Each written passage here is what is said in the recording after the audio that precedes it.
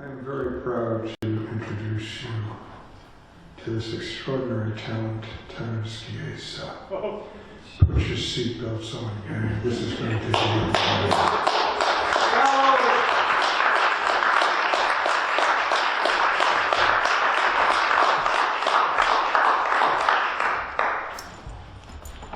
Thank you, Hayden, for inviting me here. It's good to see you guys again. And I'm always glad to be a part of what I call the ongoing conversation in the Hudson Valley. My particular thing is doing different character voices. And this evening I'm going to stay in one voice, the voice of Hank Fellows, homeless, Vietnam War veteran, never got his shit together, kind of roamed around the country for 20 years. Became a poet over time just by looking at America.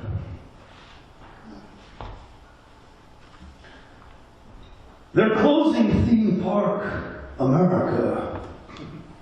Hell, it lasted 500 years. Not bad as theme parks go. Certainly in the top 10. Right up there with Rome, the Tang Dynasty, and Egypt when it was cool. The corkscrew and the loop-de-loop, ancient ideas once done in bamboo were recycled in tubular aluminum. And the dizzy kids love coming off those babies. So messed up it seemed like the world was rolling out from under them. And the smoke and mirrors in the funhouse labyrinth was a real turn-on for adults. Joystick directed the little sheet metal cars bump their way against all the eternal dead ends. But then one guy from Chicago, a beat to the max hippie type, simply closed his eyes and didn't give a shit about seeing exactly where he was going, that is, and came gliding out the other end, hardly scathed, with this weird St. Francis grin etched permanently into his face. We called him a genius, a prophet, a messiah. But he said he couldn't sell his graven image to anybody, especially to disciples he hadn't met. Said he had to get back to see his beloved Blackhawks play. We thought it was a parable or a metaphor that he would later explain, but he never did. When he died, we erected a temple of bright-colored junk car parts in the desert outside of Albuquerque, hoping he would step out of a shimmering mirage and describe what it was like to be dead. But he never did.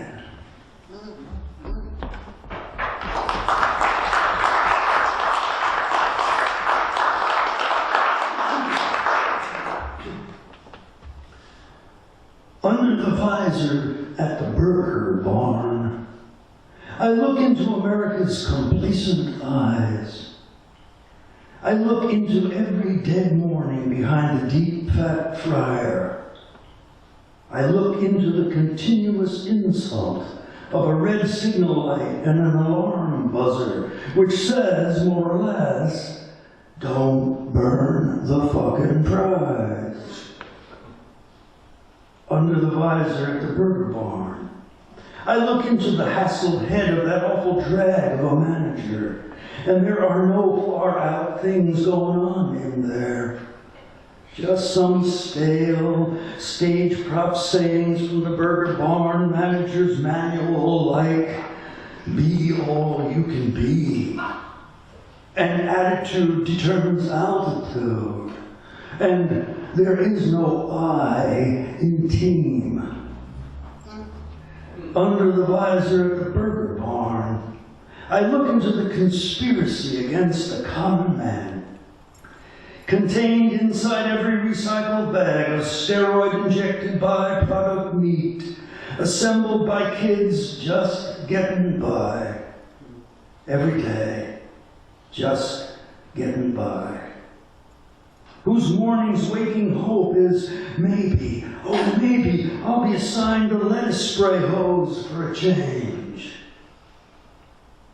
Under the visor at the burger barn, there's room and time for only a transaction. A mechanical relay squawked through a metal box about a numbered schematic which corresponds to an airbrushed photo of the ultimate burger, made a hell of a lot more attractive by a drive-in easy greed speed. And please, please, please, please, please, don't ask for what is not on America's menu. Because, well, then, the eyes so used to getting by will look back surprised. They'll have to ask for the manager. And heads will turn and laugh, and the fries will burn up. Oh, fuck. Oh, fuck. And the burgers will turn out like little hockey pucks. Oh, fuck. Oh, fuck. And the kid on the lettuce spray hose will forget his place and let go. Oh, fuck. Oh, fuck. And the damn spray hose nozzle will whip around wildly like a long snake and soak everybody. Oh, fuck. Oh, fuck, man. And the roar of laughter will curl out like a message in smoke to the Taco Palace next door. Oh, fuck. Oh, fuck. And the cops will come and ask, well, who started this? Oh, fuck. Oh, fuck. And the parking lot will not be swept clean. And the garbage cans will overflow. And the kids will trash their visors and dance hand in hand like happy savages, barefoot in the pickles and the special sauce. Oh, fuck. Oh, fuck. And that awful drag of a manager will be left holding the recycled bag like a dictator to nothing, man. And the red signal light and the alarm buzzer will send its feeble warning out into a ruined and empty space. Oh, fuck. Oh, fuck.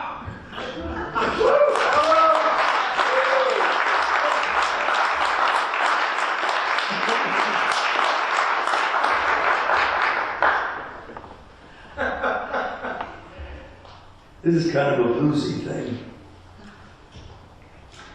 It's called These American Blues. America, you don't have to tell me why. Just tell me how, when, how long I can know you this way. That ergonomic ice scraper advertised as a better shape. The lives of your celebrities, the rising numbers on the big board, can't possibly chase from me these American blues. Tell me Ohio ain't the real desert of the mind, that Cleveland in the snow doesn't soften all the edges. Tell me the almighty hawk sweeping over that big lake ain't especially seeking the open collar of my threadbare coat. America, tell me it's a dream, a haywire scheme gone wrong. Tell me we can burn corn instead. Tell me that perpetual wind can't just as easily turn a huge propeller. Tell me that mean old landlord on the hill ain't cruel enough in his worst minute to turn the lights off in my cold digs. Go ahead. Lie to me again. I love it when you talk that way. Tell me if I was a real artist, I'd scratch with my dirty fingernail sweet, sweet, sweet, sweet lyrical tales into the thick frost on the inside of my windows. That if I was a real artist, I could make my ghost breath pleasant mythic shapes, elaborate hieroglyphs. Tell me I've got a way with words that neglected flowers always bloom in the hearts of poets. That conditions, if, and more importantly, when they are lousy, can only be food for souls who will always draw on walls with their charcoal sticks, who will always find on ominous empty store shelves enough material for strange, dark novels. Go ahead, lie to me again. I love it when you talk that way. Tell me there will always be enough water if we only pump it uphill to where it never meant to be.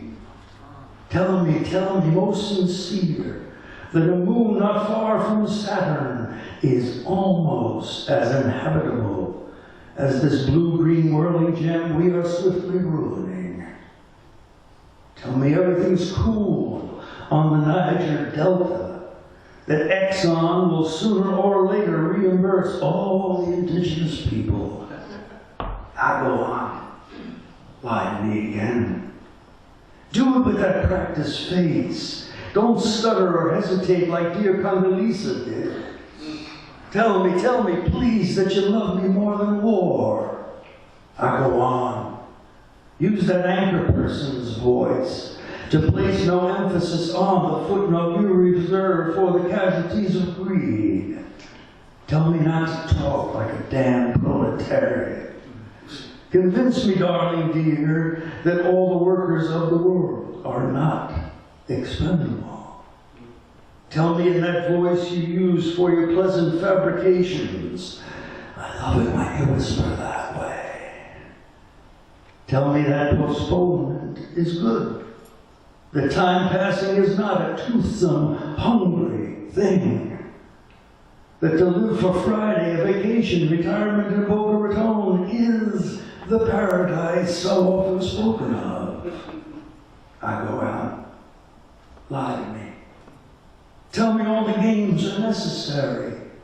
That you do not regularly lobotomize your dumbed-down citizenry. Tell me rebels can speak out as long as they do not too loudly advocate. Tell me the man, that pale Anglo culture killer, does not really exist. Does not hold the purse strings and the wires to the puppet's shrug. Tell me you don't turn all your plastic crap into a lucrative enterprise, that gadgets, if they had a moral bent, just wouldn't sell. Tell me your star-spangled illegitimateness is not a conscious embellishment with a special pyrotechnic glow. Tell me your war stories can't contain bleached white skulls set like so weird talismans on the bayonet ends because that would be too graphic. Tell me love can be legislated and salvation doled out according to attendance.